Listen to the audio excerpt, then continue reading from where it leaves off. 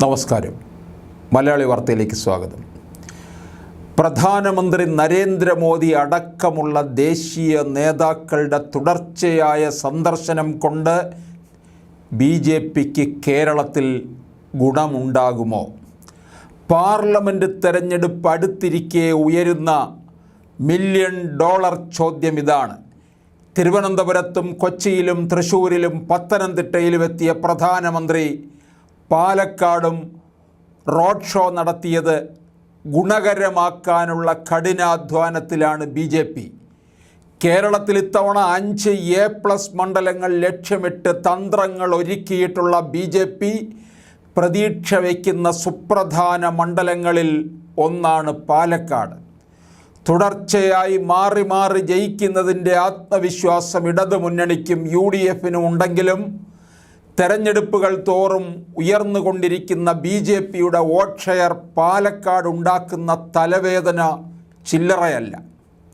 എല്ലാ തവണത്തെയും പോലെ ലാഘവത്തോടെയല്ല ഇത്തവണ LDFും UDFും പാർലമെൻറ്റ് തെരഞ്ഞെടുപ്പിനെ സമീപിക്കുന്നത്. സിറ്റിംഗ് MP ശ്രീകണ്ഠനെ UDFും മുൻ പാർട്ടി സെക്രട്ടറി കൂടിയായിരുന്ന വിജയരാഘവനെ ഇടതുപക്ഷവും ഇവിടെ പരീക്ഷിക്കുമ്പോൾ പാർട്ടിയുടെ സംസ്ഥാന ജനറൽ സെക്രട്ടറി C. കൃഷ്ണകുമാറാണ് BJPയുടെ ആത്മവിശ്വാസം. നരേന്ദ്രമോദി നയിക്കുന്ന കേന്ദ്ര സർക്കാരിൻ്റെ വികസന നേട്ടങ്ങൾ എണ്ണിപ്പറഞ്ഞാണ് BJP വോട്ട് തേടുന്നത്. 2000 മുതൽ തുടർച്ചയായി 4 തവണ പാലക്കാട് നഗരസഭയിലേക്ക് തിരഞ്ഞെടുക്കപ്പെട്ട C. കൃഷ്ണകുമാർ പാർട്ടി ജില്ലാ അധ്യക്ഷനായിരിക്കെയാണ് BJP നഗരസഭയുടെ ഭരണം പിടിച്ചത്. പാലക്കാട് നഗരസഭാ ഭരണം നിലനിർത്തുന്നതിന് പുറമെ ജില്ലയിലെ ഒട്ടനവധി തദ്ദേശ സ്ഥാപനങ്ങളിൽ മുഖ്യ പ്രതിപക്ഷമായി വളർന്നതും കഴിഞ്ഞ തവണ വോട്ട് ഷെയർ 2 ലക്ഷത്തിന് മുകളിലേക്ക് എത്തിക്കാനായതും പാലക്കാട് മലമ്പുഴ നിയമസഭാ മണ്ഡലങ്ങളിൽ 2ാം സ്ഥാനത്ത് തുടരുന്നതും BJPക്ക് ആത്മവിശ്വാസം ഉയർത്തിയ കാര്യങ്ങളാണ്.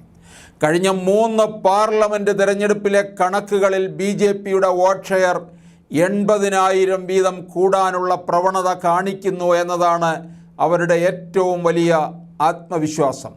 ഇത്തവണ അതിൻ്റെ ഇരട്ടി വോട്ടുകൾ കൂടി നേടാനായാൽ പാലക്കാട് നിന്നും പാർലമെൻറ്റിലേക്ക് BJPക്ക് സ്വന്തം ആളെ അയക്കാനാകുമെന്ന് പ്രവർത്തകർ സ്വപ്നം കാണുന്നു.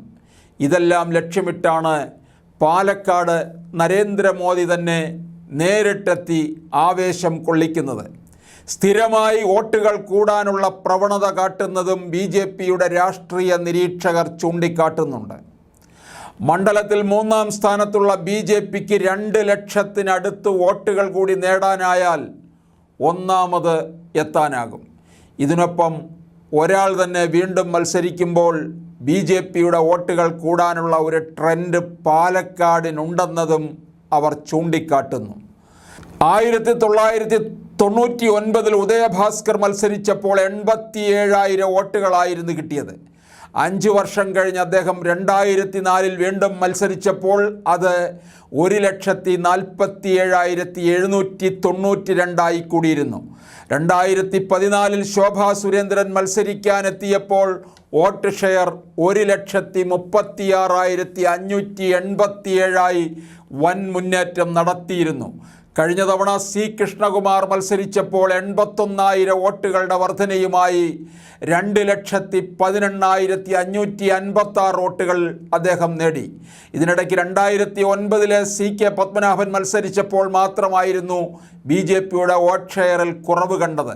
പാലക്കാട്ടെ നിയമസഭാ മണ്ഡലങ്ങളുടെ കണക്കുകൾ പരിശോധിച്ചാൽ 7 എണ്ണത്തിൽ 5 നിൽക്കുന്നത് ഇടതുപക്ഷത്തിനൊപ്പം. മണ്ണാർക്കാടും പാലക്കാട്ടെ നഗരപ്രദേശവുമാകട്ടെ UDFനൊപ്പവും നിൽക്കുന്നു. എന്നാൽ പാർലമെൻറ്റ് തിരഞ്ഞെടുപ്പുകളിൽ വന്നിട്ടുള്ള മറിയലുകൾ ഇത്തവണ തങ്ങൾക്ക് അനുകൂലമാകുമെന്നാണ് BJP പ്രവർത്തകരുടെ പ്രതീക്ഷ. 2019 വരെ ഇവിടെ നടന്നിട്ടുള്ള പാർലമെൻറ്റ് തിരഞ്ഞെടുപ്പുകളിൽ 10 തവണയും ഇടതുപക്ഷത്തിനൊപ്പം നിന്ന മണ്ഡലം കഴിഞ്ഞ തവണ ഉൾപ്പെടെ 6 തവണ കോൺഗ്രസിനൊപ്പം നിന്ന ചരിത്രവുമുണ്ട്.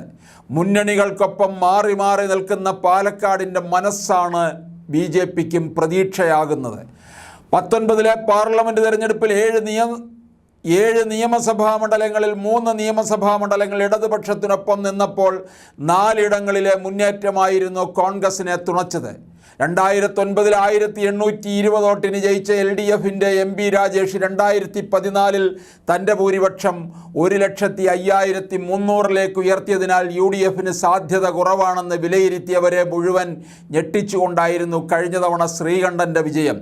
11,637 വോട്ടിന് പാലക്കാട് പിടിച്ചെടുത്തിരുന്നു.